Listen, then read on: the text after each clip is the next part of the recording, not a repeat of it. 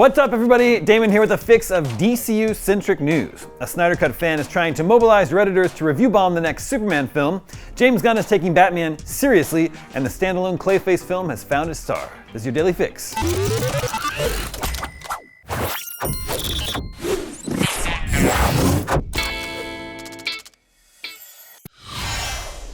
Most DC fans are probably excited that there's a new Superman movie hitting theaters in a few weeks. However, it seems not everyone's ready to let go of the DCEU.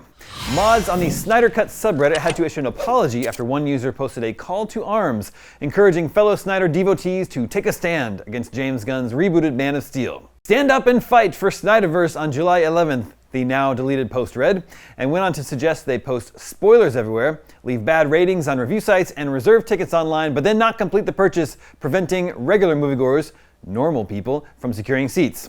The post ended with the loaded statement, "Gunn fired the first shot and killed the Snyderverse, and here is our chance to take the fight back to him." Okay, Tiger.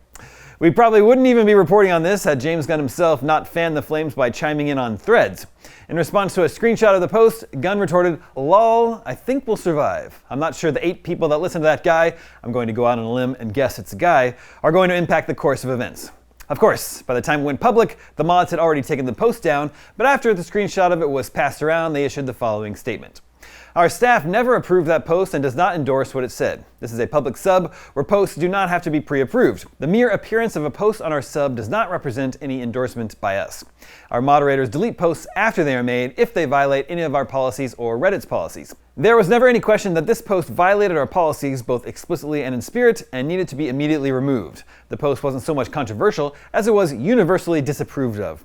We support everyone's right to vote with their wallets by choosing to not see a movie, but we do not support any dishonesty or manipulation aimed at stopping someone else from choosing to see a movie." So, as the saying goes, a few bad apples can spoil the bunch, but upsetting the apple cart can cause the good apples to squeeze those bad apples out. That's an expression, right? In any case, Superman hits theaters on July 8th, and if you have any trouble buying a ticket, odds are it's because most people have more fun going to the movies than they do preventing other people from doing so.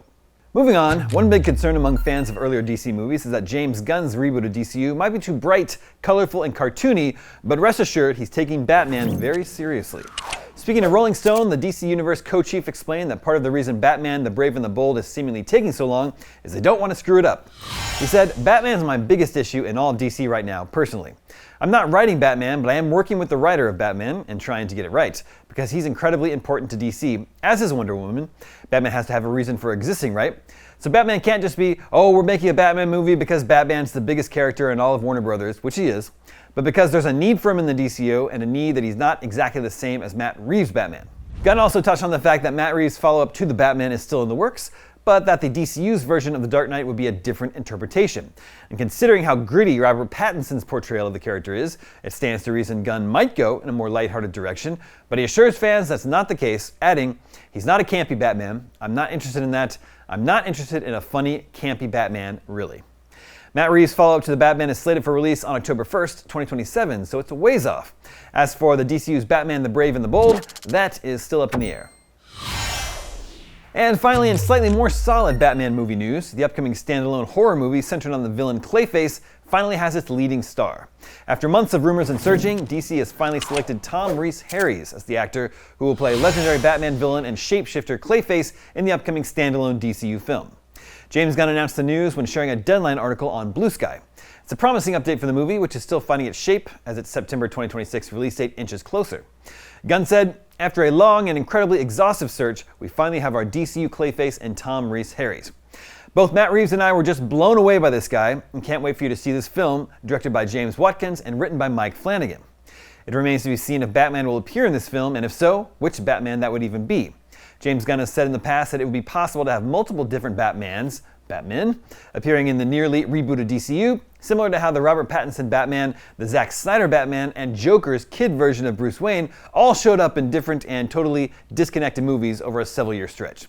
On the flip side, the recent Matt Reeves Batman HBO Max spin-off series, The Penguin, largely focused on that character without having him interact with Batman directly, so it's possible that the Clayface origin story movie could do the same. Clayface will be Tom Rhys-Harry's first foray into the comic book world, with the actor having previously made a name for himself with films like The Gentleman and The Return, as well as shorts like Yellowbird. We know the DCU Clayface movie will be directed by James Watkins, who did the recent Speak No Evil remake, and written by Mike Flanagan, known for Midnight Mass, The Life of Chuck, and more. With Lynn Harris and the Batman director Matt Reeves also on board as producers, these are names that should have horror fans excited as the film prepares to begin shooting soon. While plot details largely remain under wraps, Gunn and fellow DC Studios co-CEO Peter Safran did tease some of what Batman fans can expect earlier this year. We know that the movie will tell Clayface's origin story, for example, with Gunn specifically teasing that the project will be pure f***ing horror with psychological and body horror elements baked into the mix, too. And hey, a live-action horror movie about a theater actor who can shapeshift into other people means we'll almost certainly see Clayface be portrayed by multiple actors, even if they only flash on screen for a second or two. That's some serious celebrity cameo potential there, so let me know in the comments below who you want to see Clayface morph into in this movie. My vote is for former Batman actor Ben Affleck. And that is your fix for Tuesday, June 17th. It's summer, and that means it's big movie season, so head on over to IGN's YouTube channel and catch up on all the big summer movie trailers you missed, like Megan 2.0, a movie about killer dolls, or Jurassic World Rebirth, a movie about killer dinosaurs, or I Know What You Did Last Summer, a movie about a killer fisherman, I think. It's a reboot. It's been a while since I've seen the original. Thanks for watching, and for everything else gaming, movies, and more, keep it right here at IGN.